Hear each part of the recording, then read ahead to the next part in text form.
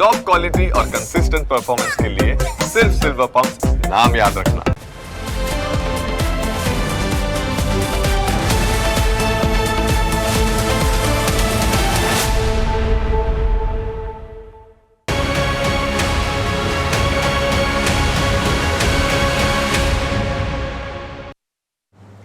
ગુજરાતમાં એક એવી પહેલ શરૂ થઈ છે જે પહેલાં ક્યારેય નથી કરાઈ। આ પહેલ સરકારની પારદર્શિતાનો પુરાવો આપે છે।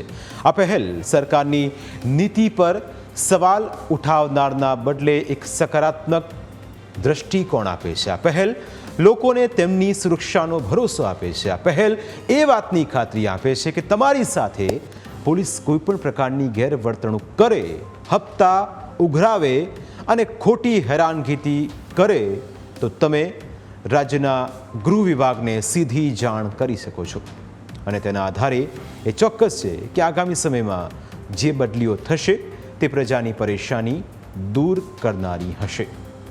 ગૃહ રાજ્યમંત્રી હર્ષ સંઘવીના કાર્યાલયમાં એક ફીડબેક સેન્ટર શરૂ કરવામાં આવ્યું છે। આ સેન્ટર પર કામ કરતી 5 મહિલા કર્મચારીઓ લોકો પાસેથી પોલીસની કામગીરીનો અભિપ્રાય માંગી રહી છે।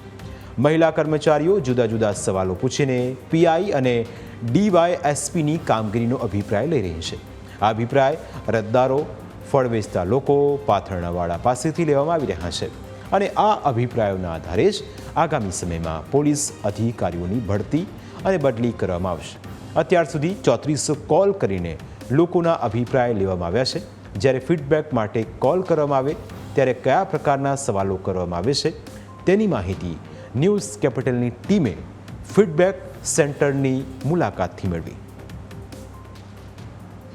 પોલીસ સ્ટેશનમાં પીઆઈ અને ડીવાયએસપીની કામગીરી કેવી છે? આપે મંત્રી શ્રી હર્ષ સંઘવી સાહેબ સમક્ષ કરેલ રજૂઆત અંતર્ગત આપનો અભિગમ લેવા માટે આપને આ કોલ કરવામાં આવ્યો છે। જી સર। આપની રજૂઆત અંતર્ગત સંબંધિત પોલીસ અધિકારી શ્રી તરફથી કેવો પ્રતિભાવ મળેલ છે? આપને સારો કે ખરાબ? જી સર। જી આપે આજે પણ ફીડબેક આપ્યો છે। જી જી જી જી ચોક્કસથી આપની વાત મંત્રીશ્રી સુધી પહોંચાડવાનો પ્રયત્ન કરવામાં આવશે। મંત્રીશ્રીનું ગૃહ કાર્યાલય ગાંધીનગર આપનો આભાર વ્યક્ત કરે છે। ધન્યવાદ। તેઓ ફિલ્ડમાં જોવા મળે છે કે કેમ? તેઓનો જાહેર જનતા પ્રત્યેનો અભિગમ કેવો છે?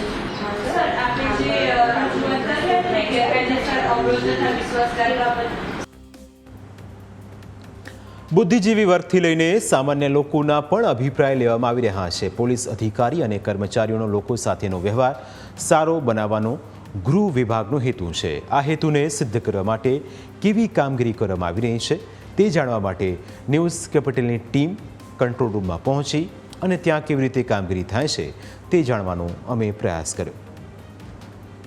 ગુજરાત રાજ્યમાં પોલીસની કામગીરીને લઈને અમુક પ્રશ્નો જે છે તે સામે આવતા હોય છે। જો કે રાજ્યના ગૃહમંત્રીએ જે છે તે પોલીસની કામગીરીને લઈને જે છે તે ફીડબેક કંટ્રોલ સેન્ટર જે છે તે સચિવાલયમાં શરૂ કર્યો છે।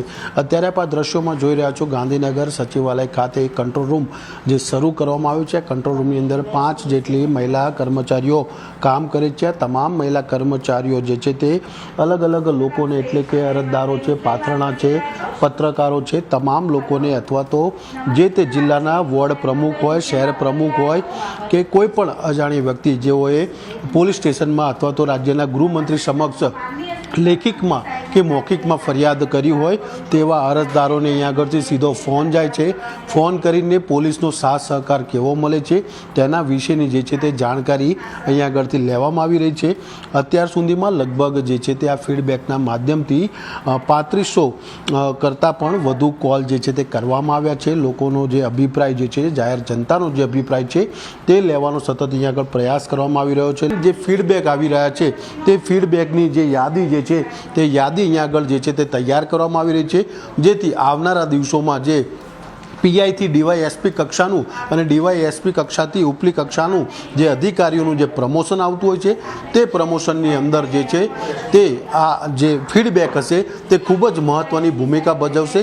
ખાસ કરીને જે પોલીસ અધિકારીઓ ફિલ્ડમાં નથી જોવા મળતા અથવા તો લોકોને હેરાન કરે છે, અરજદારોની વાત નથી સાંભળતા, તેમને વારંવાર પોલીસ મથકના ધક્કા ખવડાવે છે, તેવા પોલીસ અધિકારીઓ સમક્ષ પણ રાજ્યના ગૃહમંત્રી આવનારા દિવસોમાં કડક કાર્યવાહી કરે તો તેમાં કોઈ નવાઈની વાત પણ નથી.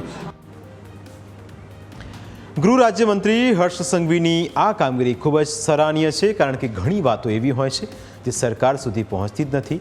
ઘણી જગ્યાએ પોલીસ અધિકારીઓ હપ્તા વસૂલતા હોવાના આક્ષેપ થતા હોય છે, પોલીસ હેરાન કરતી હોવાના પણ આક્ષેપો થતા હોય છે, અને તેના કારણે સામાન્ય નાગરિકોમાં પોલીસ વિભાગની છબી ખૂબ જ ખરડાયેલી છે.